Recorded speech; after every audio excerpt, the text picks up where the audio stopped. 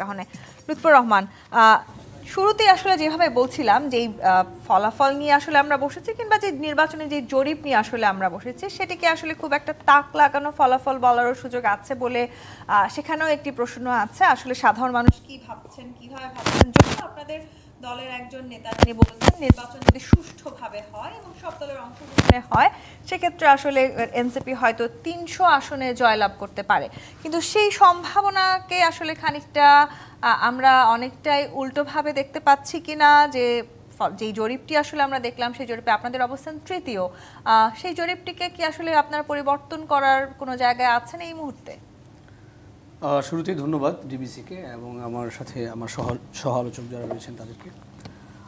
আসলে প্রথম আমি জরিপ নিয়ে বলতে চাই, ধরেন প্রি ইলেকশন এই জরিপগুলো এটাকে আমি এক ধরনের ভ্রম হিসাবে দেখছি। বিশেষ করে এই সময়ে যখন যে জরিপটাতে আওয়ামী লীগ স্থান পায় সেই জরিপটা নিয়ে প্রথমেই আমার প্রশ্ন আছে। আওয়ামী লীগকে তো এখন নিষিদ্ধ করা হয়, আওয়ামী লীগের রাজনৈতিক কার্যক্রম নিষিদ্ধ এবং বাংলাদেশের জনমানুষের যে 5ই আগস্টের পরে এবং 5ই আগস্ট ঘটানোর ভেতর দিয়ে গণঅভ্যুত্থান ঘটানোর ভেতর দিয়ে আওয়ামী লীগ আসলে বাংলাদেশের রাজনীতির জন্য মানুষের কাছে অগ্রহণযোগ্য। সেই জায়গা থেকে আওয়ামী লীগকে যখন এরকম জরিপে স্থান দেওয়া হয় সেইটাকে আমি আসলে নিছক একটা ঘটনা মানে সাধারণ ঘটনা হিসেবে দেখি না, সেটাকে আমি দেখছি আওয়ামী লীগকে পুনরায় রাজনীতিতে পুনর্বাসন করার একটা প্রক্রিয়া হিসাবে। কারণ হচ্ছে যখন দেখবেন এই প্রি ইলেকশন এই ধরনের জরিপগুলো যখন প্রকাশ হবে স্বাভাবিকভাবে যারা শীর্ষে থাকবেন তখন জনগণের ভেতরে এক ধরনের আগ্রহ তৈরি হবে। এই জরিপগুলো এক ধরনের মানুষের সাইকোলজি নিয়েও এক ধরনের একটা গেম চলে এই জরিপগুলোর ভেতর দিয়ে। সো এই সময় এই জরিপ যেমন আরেকটি কথা উল্লেখ আছে জরিপে যে তরুণরা রাজনীতিতে আগ্রহী না, 80% মানে এইটা এই সময় এসে আমাদের এই ধরনের জরিপ আমার কাছে হাস্যকর মনে হচ্ছে। যখন তরুণদের দ্বারা গঠিত এনসিপি সারা বাংলাদেশে জুলাই পদযাত্রা করছে এবং যেটার মূল যারা অংশগ্রহণকারী এবং যারা মূলত নেতৃত্ব দিচ্ছে সবাই তরুণ, যারা অংশগ্রহণ করছে সবাই তরুণ, তো আমি তো দেখছি তরুণদের রাজনীতির প্রতি আকাঙ্ক্ষা দিনকে দিন বেড়ে যাচ্ছে। তো এই জরিপ আমার কাছে মানে খুব একটা ভ্যালিড বলে মনে হচ্ছে না। আর আমি যেই কথাটিতে ছিলাম যে এই জরিপটি আসলে এক ধরনের ভ্রম তৈরি করবে, পাশাপাশি জনমনে বিভ্রান্তি তৈরি করবে আওয়ামী লীগকে এই জরিপে স্থান দেওয়ার মাধ্যমে। এবং আমি মনে করি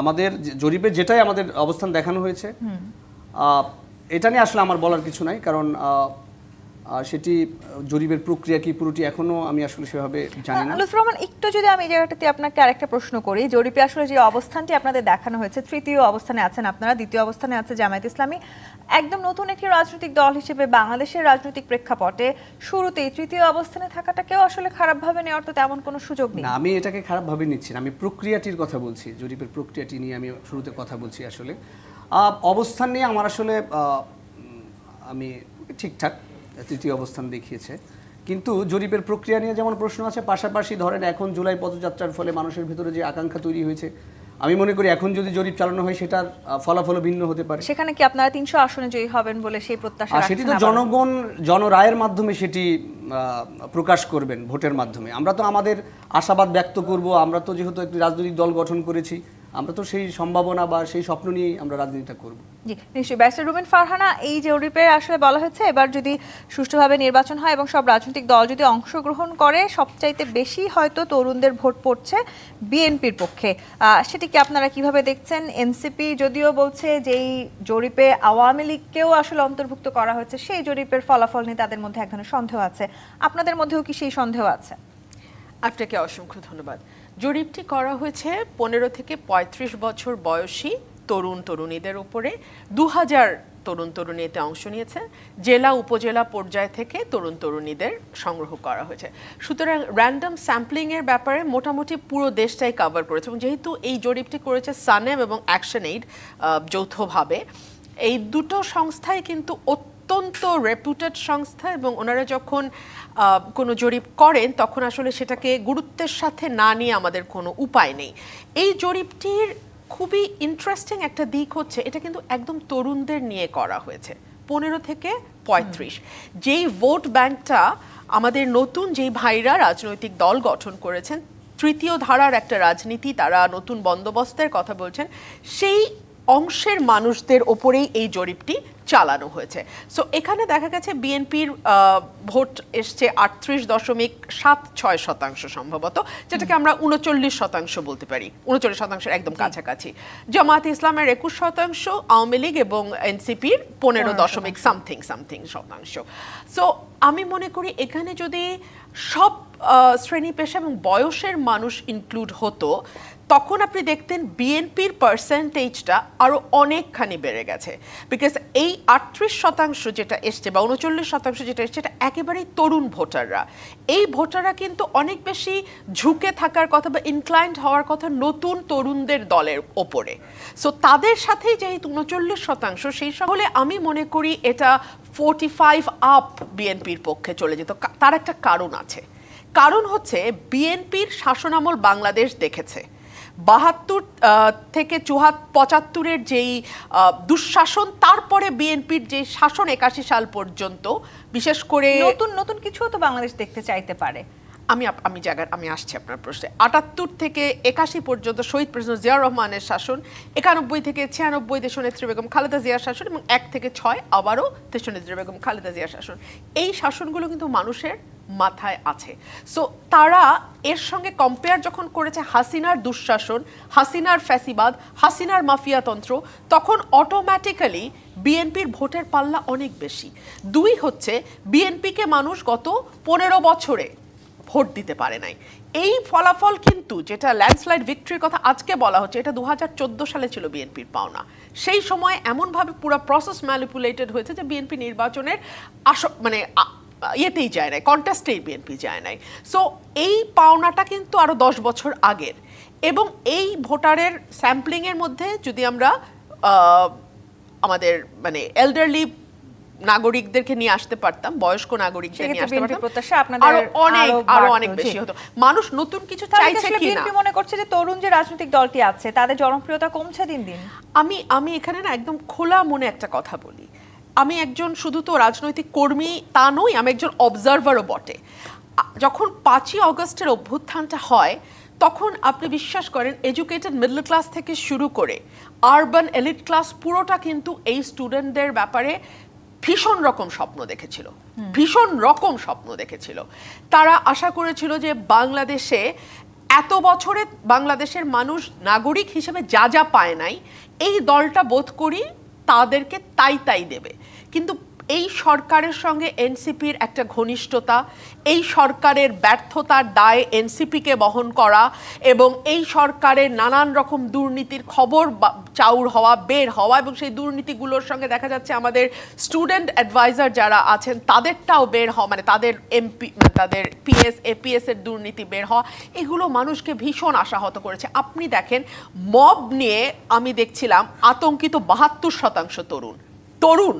এটা কিন্তু তরুণদের স্যাম্পলিং। এই আরটিতে আমি আসবো যে নিরাপত্তা নিয়ে শঙ্কিত 61 পুরনো রাজনৈতিক দল এবং বিএনপিকে চ্যালেঞ্জ যতভাবেই দেওয়া হোক না কেন, তাদের বিরুদ্ধে যতই তাদের অপকর্মের কথা তুলে ধরা হোক, সবকিছু মিলে শেষ পর্যন্ত তারা এই মুহূর্তে বাংলাদেশের সর্ববৃহৎ রাজনৈতিক দল। তার মানে আসলে তাদের জিতে যাওয়ার সম্ভাবনা কতখানি, নাকি আসলে তরুণদেরকে নির্বাচনের মাধ্যমে বাংলাদেশ সরকার গঠন করে বাংলাদেশে আমরা নতুন কিছু দেখতে যাচ্ছি, সেই সম্ভাবনাই বা কতখানি? ধন্যবাদ তন্নি এবং আমার 2 সহ-আলোচক, দর্শক শ্রোতা সবাইকে সালাম শুভেচ্ছা। প্রথম হলো, এই নির্বাচনের জরিপটা কোন দিকে নেবেন? কারেন্ট সিস্টেম অফ ইলেকটোরাল নাকি new system of electoral? PR সিস্টেমে নেবেন নাকি আপনার যে সিস্টেম কারেন্ট আছে ফার্স্ট পিআর পদ্ধতি নিলে তো সবাই সংসদে আসছেন। পিআর পদ্ধতি ছাড়া বৃহৎ স্টেক হোল্ডার বলছে এই আগামী নির্বাচন হবে না, নাম্বার 1। নাম্বার 2 হলো জরিপ যেটা করেছে তারা, যে দুইটা এটা খুব গুড স্টেক হোল্ডার, কিন্তু অনলি 2000, যেটা রুবিন বলেছেন। আপনি 2000 লোকের তরুণদের জরিপ নিয়ে এই 18 কোটি 19 কোটি মানুষের দেশের তৃণমূল পর্যায়ের মতামতটারে আপনি এই জায়গাতে নিতে পারছেন না। এবং স্পেশালি এই জরিপে কিন্তু আপনি রাজনীতি এবং সংবেদনশীল অনেক জিনিস আছে, সেটাকে এক করতে পারছেন না। আপনি এটাকে কিন্তু জাজমেন্টে যেতে পারবেন না, বিশাল ডিফারেন্সেস আছে। তরুণদের একটা মতামত নিয়েছেন, রাজনীতিতে তরুণরা নাই, কে বলছে? কিন্তু সামনে নির্বাচনে তরুণদের মতামতটা তো খুবই গুরুত্বপূর্ণ। তরুণদের মতামত যেমন গুরুত্বপূর্ণ, সামনে নির্বাচনে আমি যদি ভোটার সংখ্যাও বলি, তরুণ ভোটার সংখ্যা 3,04,07,000, 12,80,00,000 মতো ভোটার আগে ছিল, এখন নতুন বাড়তে পারে। সেই জায়গায় তরুণদের যেমন ভোটার, মহিলারাও ভোটার এখানে অনেক বেশি আছে। আপনার গ্রামের মহিলাদের কথা আপনি চিন্তা করতে হবে। সেই হিসাবে যদি ধরেন তাহলে এই জরিপটাতে একটা মিক্সড প্রতিক্রিয়া থাকবে। দ্বিতীয় হলে দেখেন বিএনপি এখন সবচেয়ে বড় রাজনৈতিক স্টেক হোল্ডার, মাঠে আওয়ামী লীগ নেই। ব্যাংকের একটা পারসেপশন খুব ভালো, তারা আরও বেশি পাওয়ার সম্ভাবনা। বিএনপির একটা ঐতিহ্য আছে তেমনই কিন্তু এই 10 মাসে বিএনপির কিছু তৃণমূলের নেতা কর্মীরা বিএনপিকে কিন্তু অনেক প্রশ্নের মুখে নিয়ে গিয়েছেন।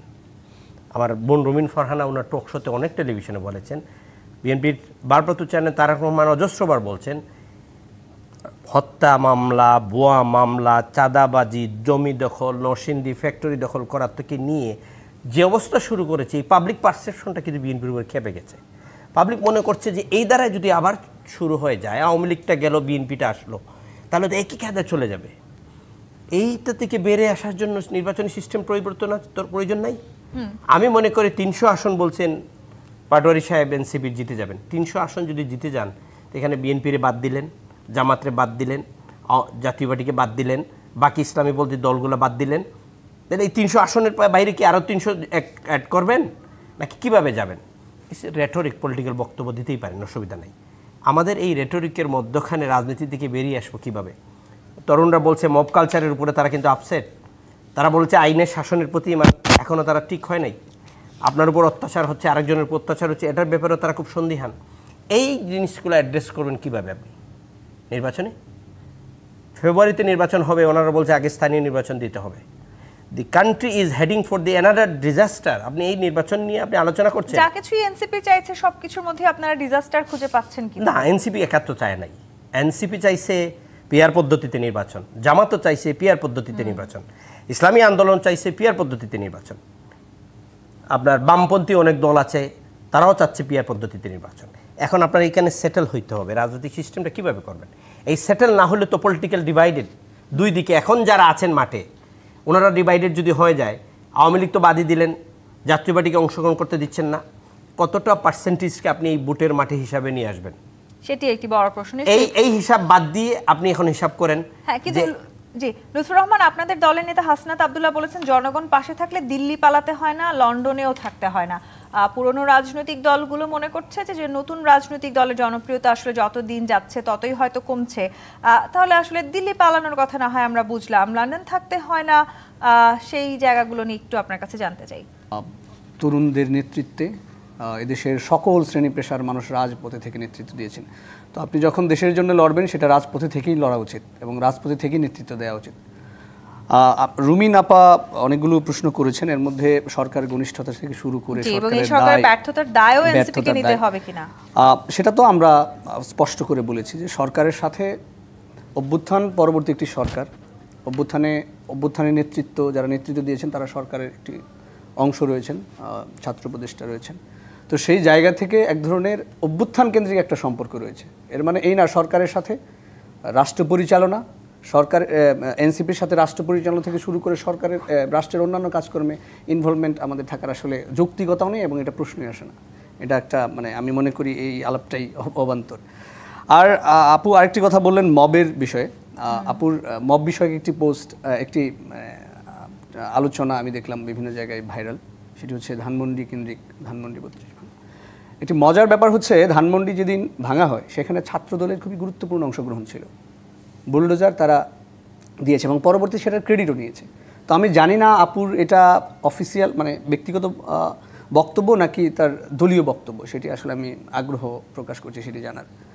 পাশাপাশি এই যে মব নিয়ে আলোচনা হচ্ছে, আমরা বিচ্ছিন্ন ঘটনা যে ঘটছে না সেটা আমরা বলছি না, কিন্তু মবের আলোচনা আমরা এমন পর্যায়ে যাতে না নিয়ে যাই 5ই আগস্টের যে জনরোষ যেটা গণভবনের দিকে গিয়েছিল, পার্লামেন্টের দিকে গিয়েছিল, সেটাকে না আমরা মব বলে ফেলি। আমি অভ্যুত্থানের ঘাড়ে নিঃশ্বাস, বিষাক্ত নিঃশ্বাস ফেলছি।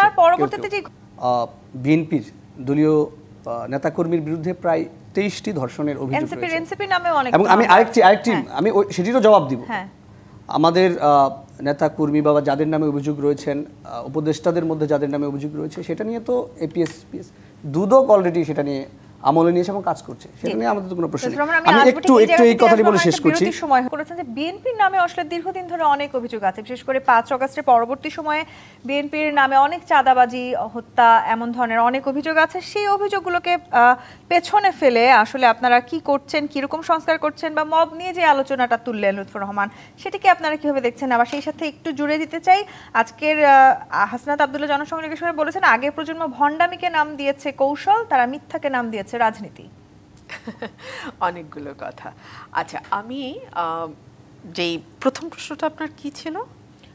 আপনারা আসলে নানান রকম চাঁদাবাজি আপনাদের অভিযোগ আছে, হত্যা, গুম, অনেক কিছু অভিযোগ আছে। আমি সেটা জবটা আগে দিচ্ছি। দেখুন, বিএনপি বাংলাদেশে প্রথম রাজনৈতিক দল যারা দলের ভেতর থেকে এই বিষয়টাকে ডিনায়ালের মধ্যে না গিয়ে স্বীকার করেছে, অ্যাকশন নিয়েছে এবং আইন শৃঙ্খলা রক্ষাকারী বাহিনীর হাতে অনেককে তুলেও দিয়েছে। এইরকম নজির কিন্তু আমরা অতীতে কখনো দেখিনি। বললো তারাও করেছে, তাদের নেতাদের নামেও দুদকে মামলা চলছে, তারা সেখানে সবকিছুই করছে।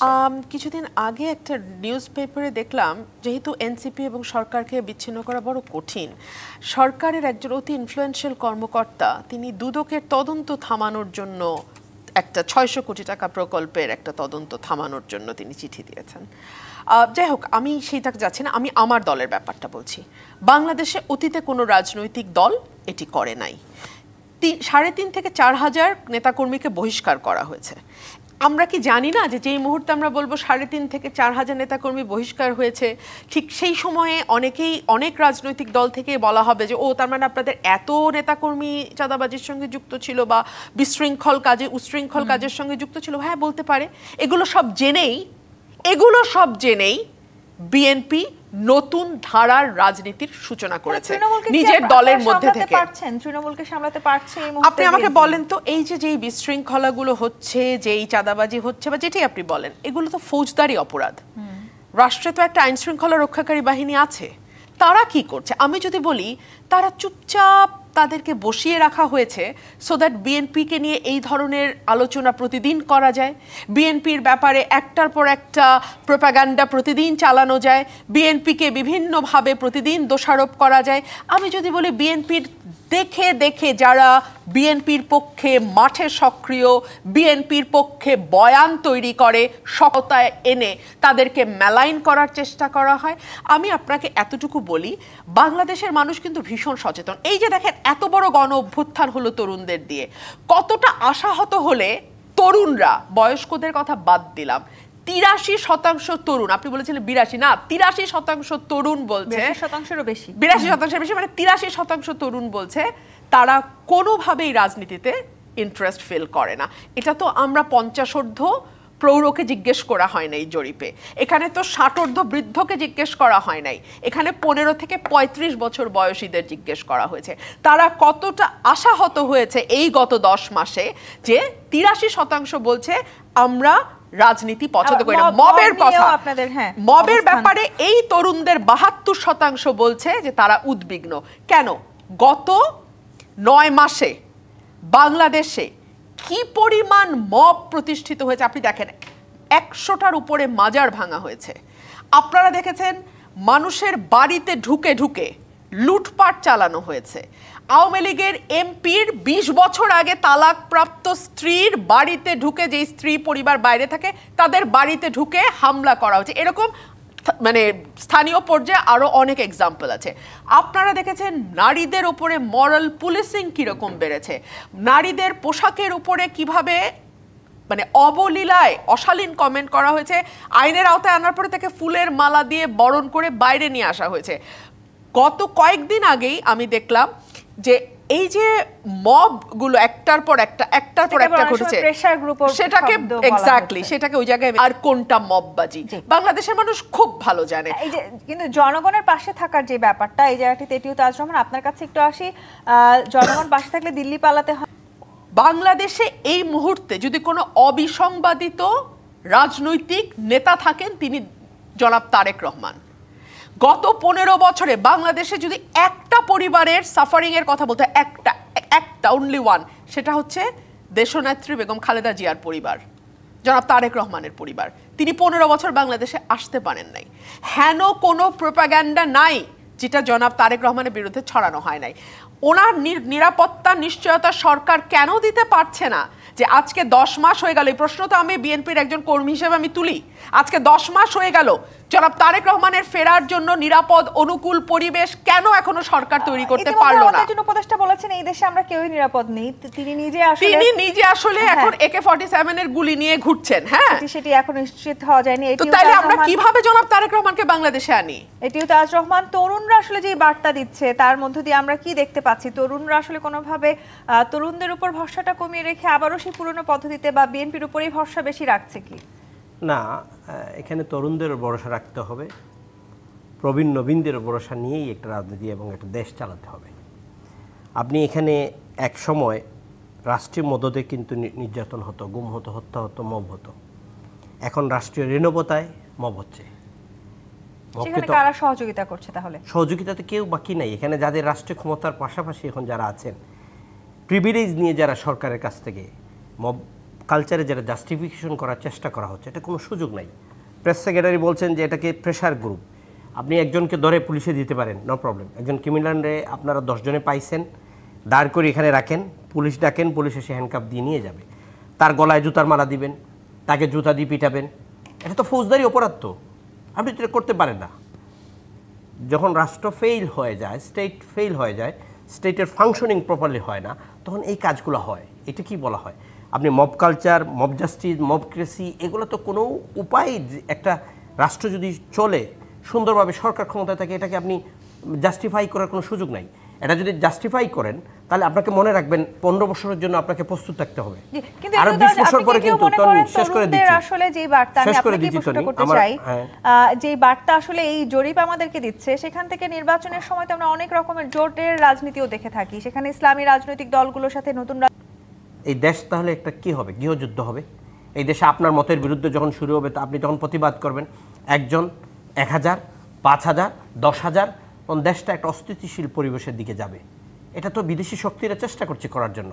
আপনি সেই ফাঁদে যদি পা দেন, তাহলে আপনার এনসিপিও সেই তিনটি ইলেকশনকে বৈধতা দানের মাধ্যমে বাংলাদেশে ফ্যাসিবাদকে যারা সুসংহত করেছে, এবং 5ই আগস্টের পরে গণঅভ্যুত্থানের মাধ্যমে যারা জনগণ দ্বারা প্রত্যাখ্যাত হয়েছে, যাদেরকে মানুষ আর রাজনীতিতে দেখতে চায় না এবং রাজনীতি তার ইররিলেভেন্ট। আমি জাতীয় পার্টির এক সময়ের ঘাঁটি রংপুর, আমরা রংপুরে পদযাত্রা করলাম, মানুষের অভূতপূর্ব সাড়া।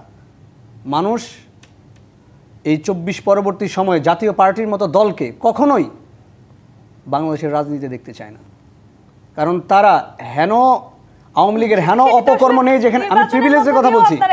তো এটা আমি এমন একজন দলের প্রতিনিধির কাছ থেকে শুনলাম, এটা আমার জন্য খুব একটা মানে নিজের কাছে আমার অন্যরকম লাগছে যে কাদের কাছ থেকে আমরা এই কথাগুলো শুনছি। এখন আপা একটি তথ্য দিলেন যে মানে এক ধরনের গুজব আমি বলতে পারি এটাকে, AK-47 বলে বসলেন। এটা আওয়ামী লীগ তাদের পেজ থেকে যেভাবে প্রোপাগান্ডাটা ছড়াচ্ছিল, আপা সেটাকেই কিন্তু নিজে স্পষ্ট করে বলেছেন যে এই দেশে এখন এই মুহূর্তে কেউ আসলে নিরাপদ নয়। উপদেষ্টা যদি এটি বলে বের করবার চেষ্টা করছেন অন্যান্য রাজনৈতিক দলগুলো, সেখানে আসলে যে উপদেষ্টারা ছাত্রদের প্রতিনিধি হয়ে আসলে এই অন্তর্বর্তী সরকারে আছেন, তাদের নানান কর্মকাণ্ডের কথাও বারবার উঠে আসছে। বিশেষ করে নিরাপত্তার কথাটি আপনি নিজেই বলছিলেন, সেখানে উপদেষ্টা যখন বললেন যে বাংলাদেশে এই মুহূর্তে কেউ আসলে নিরাপদ নয়, তার মানে আসলে নিরাপদ পারছে না। আপনি ওটা বলেন সিচুয়েশন ছিল, আইন শৃঙ্খলা রক্ষাকারী বাহিনী যথার্থ ভূমিকা পালন করতে পারছিল না। এই জায়গা থেকে বিপ্লবের যারা মূল প্রতিনিধি, তাদের এক ধরনের নিরাপত্তাহীনতা আছে, একটা আশঙ্কা আছে। কারণ এখনও আওয়ামী লীগের সেই সব সন্ত্রাসীরা ধরাছোঁয়ার বাইরে, এখনও তারা বিভিন্ন জায়গায় অন্যান্য অনেক রাজনৈতিক দল দ্বারা তারা পুনর্বাসিত হচ্ছে। কোন রাজনৈতিক দল দ্বারা পুনর্বাসিত? আপনি এটা বিভিন্ন জায়গায় নিউজ পত্রিকায় খুললেই দেখবেন। তো নানাভাবে তারা পুনর্বাসিত হচ্ছে, সেই জায়গা থেকে আতঙ্কিত হওয়ার অনেক কারণ রয়েছে। তো এরপরে একটু আগে আপু নতুন ধারার রাজনীতির কথা বললেন, তরুণ সমাজের কথা বললেন, এবং উনি এই যে জরিপ, সেই জরিপটাকে উনি ধ্রুব সত্য ধরে আসলে বক্তব্যগুলো দিচ্ছেন। আমি নতুন ধারার রাজনীতি যদি বলি, বিগত 11 মাসে প্রায় শতাধিক হত্যাকাণ্ডের ঘটনা আমরা দেখেছি দলীয় কুন্দলে।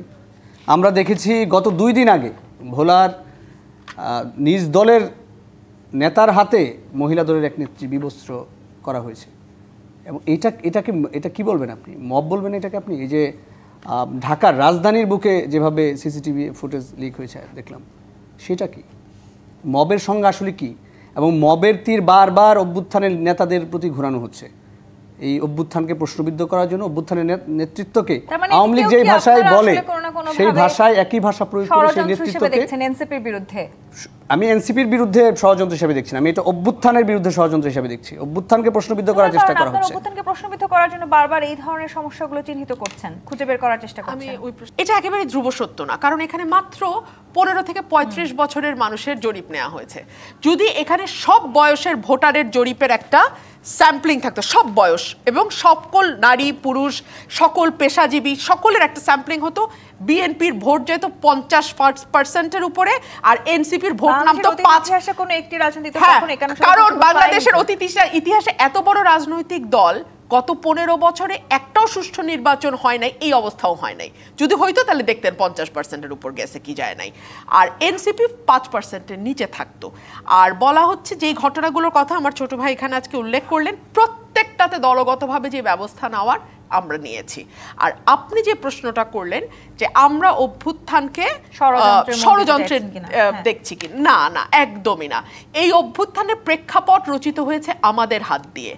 এই অভ্যুত্থানের প্রেক্ষাপট রচনা করতে গিয়ে আমরা আমাদের দলের অসংখ্য নেতাকর্মীকে হারিয়েছি, আমাদের নেতাকর্মী গুম হয়ে গেছে, আমাদের নেতাকর্মীদের বিরুদ্ধে মানে 1.5 লক্ষ মামলা, 70 লক্ষ আসামি, এই নিয়ে আমরা গত 15 বছর থেকেছি।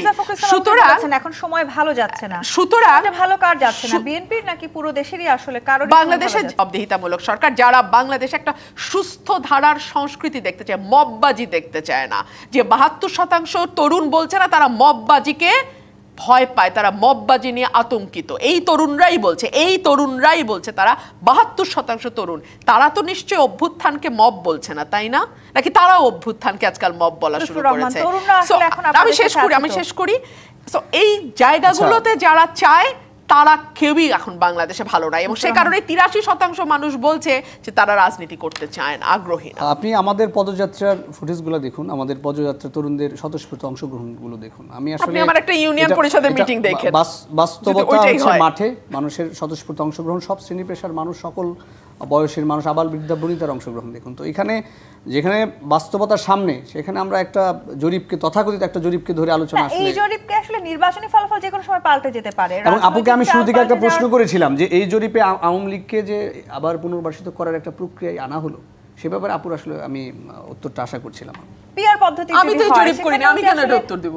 আওয়ামী লীগ ফিরে আসবে না, সেই নিশ্চয়তাও কি আসলে আপনারা দিতে পারছেন? এটা তো দেশের নিশ্চয়তার বিষয় না, এটা দেশের মানুষ 5ই আগস্টে অভ্যুত্থানের মাধ্যমে, গণ অভ্যুত্থানের মাধ্যমে, সেটাই তো সেই বাস্তবতা বা সেই তাদের মনের কথা যেটা, বা তারা যেটা ধারণ করে সেটা বলে দিয়েছে। তো তারা তো পলাতক। নিশ্চয়ই আমাদের নির্বাচন পর্যন্ত অপেক্ষা করতে হবে। এটিও তো রহমান, যে নির্বাচনী ফলাফল আসলে যে কোনো সময় রাজনৈতিক মোড় ঘুরে দিতে পারে, সেটি আসলে আমরা সব সময় দেখেছি। রাজনীতি মানেই আসলে দাবার চালের মতো, যে কোনো সময় চাল আসলে পরিবর্তিত হতে পারে। এই যে তরুণদের যে বার্তা, সেটি আসলে সামনের দিকে আমাদের নিয়ে আপনাকে দেশের কথা চিন্তা করতে হবে। দেখেন, আমি আপনার এই টেলিভিশনে জন্মলগ্ন থেকে টকশো করে এসেছি, আমার বোন রমিন ফারহানা অনেকগুলোতে ছিল। আমাদের আওয়ামী লীগ সরকারের যারা টকশো করতে আসছেন সমালোচনা নিতে পারতেন না, তারপরেই আমাদের উপরে পড়ে যেতেন। আমরা এখানে আলোচনা সমালোচনা করছি, এটা রাজনীতিক একটা কালচার। আলোচনা সমালোচনার মধ্যে আমার ছোটো ভাই বলল, রংপুরের একটা মানুষ জাতীয় পার্টিকে আর ভোট দিতে চায় না, একটা মানুষ আর নাই, রংপুর শেষ। আমি একটা মানুষ। এখন সেই হানা ভোটটা কবে হইলো আমি জানি না, আপনারা মিডিয়া জানেন কিনা, ওটা হানা হয়ে গেছে কিনা, যে জাতীয় পার্টিকে আর চাও কিনা চাও না। আমাদের কাছে তো মার্কেটে খবর আছে যে এনসিপিকে লোক সাপ্লাই দিচ্ছে আর একটা বৃহত্তর রাজনৈতিক দল। আমি তো সেটা বলতে পারি, আমার অধিকার, সেটা বলার অধিকার না? মানুষ জানতে চাচ্ছে যে এনসিপির সমস্ত লোকগুলো জিততে আর একটা বৃহত্তর রাজনৈতিক দল দিচ্ছে, পত্রিকায় চলে আসতেছে, ইউটিউবেও দেখা যাচ্ছে। আমি সমালোচনা করতে পারি, সেই সমালোচনা থাকতে পারে। দেখেন, সজীব ওয়াজেদ ভুঁইয়া যেন উনি ডিফেন্স করছেন সরকারকে, ওনার পিস্তলের ম্যাগজিন এয়ারপোর্টে পাওয়া গেছে, উনি স্পেশাল প্রিভিলেজে নিয়েছেন, যেটা একটু আগে আমার ভাই বললো, মন্ত্রী হিসাবে নিয়েছেন। না, এটা প্রিভিলেজ না, তার প্রিভিলেজ না, পদমর্যাদা is a privilege, it's not আপনার এন্টাইটেলমেন্ট, ইটস এ প্রিভিলেজ। প্রিভিলেজে নেওয়া হয়েছে, ওনাকে দেওয়া হয়েছে, কোনো ট্যাক্স দেওয়ার কাগজ লাগে নাই। অ্যাজ এ মন্ত্রী, ক্যাবিনেট মিনিস্টার হিসাবে উনি প্রিভিলেজে পেয়েছেন। ওনার ম্যাগজিনটা এয়ারপোর্টে ধরা পড়েছে, কিন্তু বাংলাদেশের সমস্ত বাকি লাইসেন্সগুলা আপনি জমা নিয়ে গেছেন। একদম দাদারসে মানে 50,000 লাইসেন্স কিন্তু জমা সরকার নিয়ে চলে এই দায় কি শুধু এনসিপি নাকি আসলে এই দায় খানিকটা সরকারের উপরে? সরকার তো আছেই। হ্যাঁ। সরকার এবং এনসিপিকে কেন তো আলাদা করা রুমিন পারছে না বা আমি পারছি না, আপনাকে বলি এই ইউনূস সাহেব বলেছেন আমার নিয়োগকর্তা তো ছাত্ররা, উনি তো নিজেই এটাকে আলাদা করে দিয়েছেন যে আমার নিয়োগকর্তা। কেন ও ডিফেন্ড করে আর উনি আসিফকে কেন ডিফেন্ড করতেছেন? কেন? সেটা আমি যদি একটু আমাদের জানতে দিয়ে- চাই, আলফুর রহমান, মোটেও ডিফেন্ড এক second। করার বিষয় না, আমি এটা ক্লিয়ার করেছি যে আপুর তথ্যগত ভুলটা আমি উনি তো আমাদের- মিসাইল বলেছেন, আমি তো একে 47, আমি তো না, কম এটা বলছি ভাই, যখন একে মিসাইল তো আরো 47 ভয়ানক। আলাপটা আওয়ামী মিসাইল তো ন্যারেটিভের public দিকে carry যায়, করতে পারে। সেটা আমরা বলি। আপনারা কি কোনোভাবে আসলে সরকারকে ডিফেন্ড করার চেষ্টা করছেন? আমরা সরকারকে কেন ডিফেন্ড করব? কারণ আমরা একটি রাজনৈতিক দল, মাঠে রাজনৈতিকভাবে আমরা অগ্রসর হচ্ছি, আমাদের নিশ্চয়ই। নানান কর্মসূচি চলছে, তো সেই জায়গা থেকে সরকারকে ডিফেন্ড করার প্রশ্নই ওঠে না। তবে সরকারে অভ্যুত্থানের প্রতিনিধিরা রয়েছে, যখন তাদেরকে প্রশ্নবিদ্ধ করা হয় নানাভাবে, তখন অভ্যুত্থানকেও নানাভাবে প্রশ্নবিদ্ধ করা হয়। ধন্যবাদ। এরপরে আসলে নির্বাচনী জানিয়ে দিতে পারবে আমরা আসলে কে কোন রাজনৈতিক দলকে সরকার গঠনে দেখতে চাই। ব্যারিস্টার রুমিন ফারহানা, এটিউ তাজ রহমান, আলফুর রহমান, অসংখ্য ধন্যবাদ আজকে রাজখানের সময় দেওয়ার জন্য।